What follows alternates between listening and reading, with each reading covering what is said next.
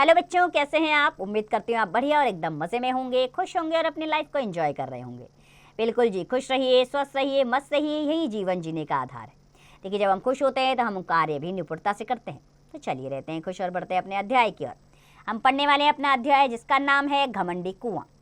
तो बच्चों, हमें सिर्फ अपने लिए ही नहीं जीना चाहिए बल्कि दूसरों का भी ख्याल रखना चाहिए। प्रस्तुत पाठ में कुएं को घमंड हो जाता है और वह लोगों को अब पानी पिलाना छोड़ देता है, परंतु बाद में उसे अपनी गलती का एहसास हो जाता है। तो आइए पढ़ते हैं इस अध्याय को। एक सुनसान सड़क के किनारे पीपल का एक पेड़ था। उसके नीचे एक कुआं था। कुएं का पानी बहुत मीठा और शीतल था। उस रास्ते से जो भी यात्री निकलता, कुएं का पानी पीकर पीपल की छांव में आराम अवश्य करता। एक बार एक यात्री कुएं से पानी भर ही रहा था कि दूसरा यात्री वहां आ गया। उसने पूछा, भैया, इस कुएं का पानी कैसा है? बहुत मीठा है। मैं तो जब भी इधर से गुजरता हूँ जी भरकर इसका पानी पीता हूँ। चलते समय बच्चों के लिए भी पानी भर लेता हूँ। इतना अच्छा पानी तुम्हें पूरे इलाके में नहीं मिलेगा, पहले यात्री ने बाल्टी ऊपर खींचते हुए बताया। अरे वाह, तब तो मैं भी पानी भर लेता हूँ, दूसरे यात्री ने कहा। उनकी बातें सुनकर कुएं को गुस्सा आ गया। उसने सोचा, अगर ये लोग ऐसे ही मेरा पानी ले जाते रहे तो एक दिन सारा पानी समाप्त हो जाएगा। अगले ही क्षण कुएं ने दूसरे यात्री की बाल्टी को पकड़कर अपनी ओर खींच लिया। बाल्टी छपाक से कुएं के अंदर आ गिरी। यात्री ने कुएं के अंदर झांका, वह बहुत गहरा था। उसके अंदर उतरने की हिम्मत नहीं हुई। पहले यात्री को भी बाल्टी कुएं के अंदर गिरने का बहुत दुख हुआ। उसने अपनी बाल्टी के पानी से उस यात्री का हाथ मुंह धुलवाया। फिर पीने का पानी लेने के लिए उसने अपनी बाल्टी दोबारा कुएं के अंदर डाली। कुएं ने इस बार पहली बाल्टी यात्री की बाल्टी भी पकड़कर अंदर खींच ली। उसकी भी बाल्टी छपाक से अंदर जा गिरी। दोनों बाल्टियों का इस तरह कुएं के अंदर गिरना उसे बहुत अजीब लगा, किंतु किया भी क्या जा सकता था। कुछ देर पीपल की छांव में आराम करने के बाद दोनों यात्री अपने अपने रास्ते चले गए। पीपल के पेड़ ने कुएं की हरकत देख ली थी। उसने यात्रियों के जाने के बाद कुएं से पूछा, भाई, तुमने उन दोनों की बाल्टियां क्यों छीन ली? कुआं मुंह बनाकर बोला, ये लोग इसी तरह मेरा पानी लूटते रहे तो एक दिन मेरा सारा पानी खत्म हो जाएगा। ऐसा कभी नहीं होगा। लोग जितना पानी निकालेंगे उतना ताज़ा पानी धरती के अंदर से निकल आएगा। जैसे मेरे पत्ते टूटते हैं फिर नए निकल आते हैं, इससे मेरी हरियाली बनी रहती है। पीपल ने समझाना चाहा। नहीं, लोग मेरा पानी निकाल कर तुम्हारी जड़ों को सींचते हैं, इसी से तुम्हारी हरियाली बनी रहती है, वरना तुम कब के सूख चुके होते। कुएं ने पलट कर जवाब दिया। भाई, तुम इतने स्वार्थी क्यों हो गए हो? पीपल ने कुएं से कहा।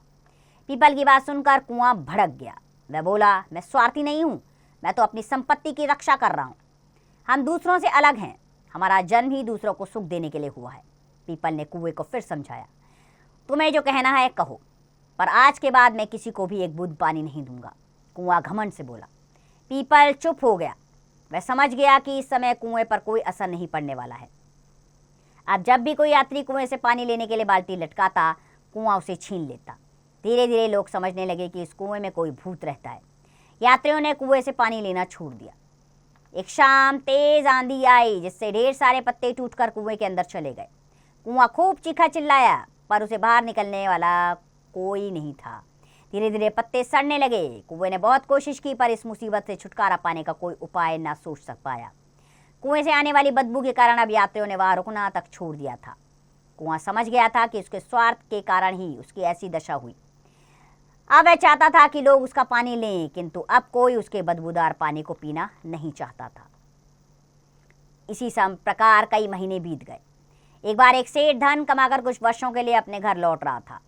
पहले वह आते जाते हमेशा इस कुएं का पानी पीता था। कुएं की हालत देख उसे बहुत आश्चर्य हुआ।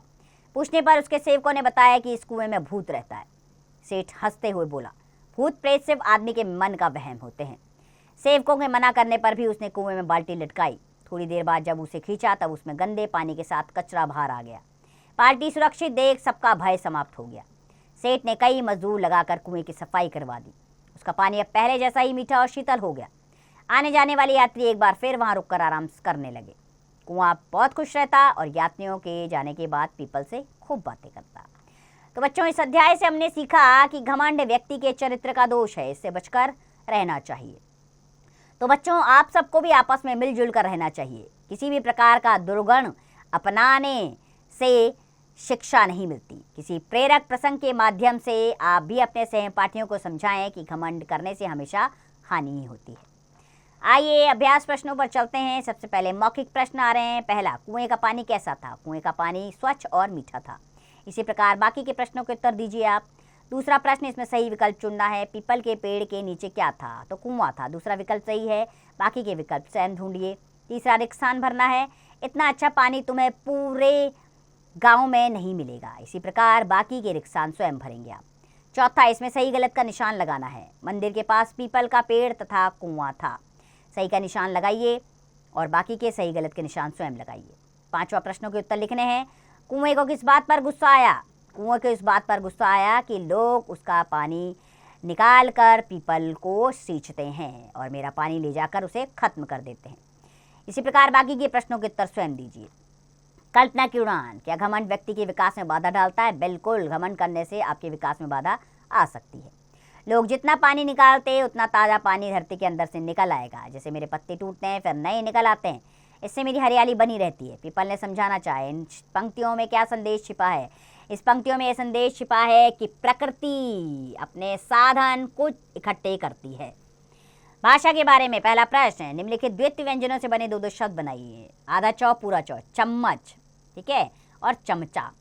इसी प्रकार बाकी के शब्द स्वयं बनाएंगे आप। दूसरा प्रश्न, रिक्सानों में भरना है। सही शब्द, लोगों ने कुएं का ताज़ा पानी पीना छोड़ दिया। बाकी के रिक्सान आप स्वयं भरेंगे। तीसरा, शब्दों से वाक्य बनाइए। सफाई, कुएं की सफाई करवाई गई। बाकी के वाक्य प्रयोग स्वयं कीजिए। चौथा, उचित विकल्प चुनिए। कमाकर शब्द बना है कमाई से, ठीक है। इसी प्रकार बाकी के विकल्प स्वयं चुनिए। पांचवा, दिए गए वाक्यों में विशेषण रेखांकित कीजिए और भेद लिखिए। पानी बहुत मीठा और शीतल था। मीठा और शीतल ये विशेषण शब्द है, यह रीतिवाचक विशेषण, गुणवाचक विशेषण है ये। इसी प्रकार बाकी के भेद स्वयं लिखेंगे आप। छठा, संज्ञा का कौन सा भेद है? लिखिए। हरियाली, हरियाली जो है वो भाववाचक संज्ञा है। इसी प्रकार बाकी के भेद स्वयं लिखिए आप।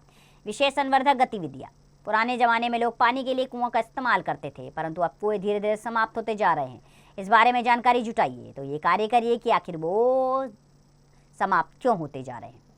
जल की उपयोगिता पर 5 पंक्तियाँ लिखिए। जल हमारे लिए बहुत उपयोगी है, इसको कैसे बचाया जाए, इसके लिए 5 पंक्तियाँ लिखिए। प्राचीन काल में जल को संरक्षित करने के लिए सीढ़ीदार कुएं, तालाब या कुंडों का निर्माण करवाया जाता था, जिन्हें बावड़ी या बावली कहा जाता था। भारत के प्रसिद्ध बावड़ियों के बारे में इंटरनेट से जानकारी प्राप्त कीजिए। तो इस बारे में आप जानकारी ज़रूर प्राप्त कीजिएगा और याद रखिएगा, घमंडी का सर नीचा होता है। कभी भी घमंड करने से कोई लाभ नहीं होता।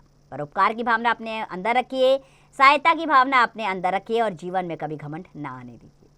इसी उम्मीद के साथ कि अध्याय आपको अच्छा लगा होगा। खुश रहिए, स्वस्थ रहिए, मस्त रहिए और इस पाठ का अभ्यास करते रहिए।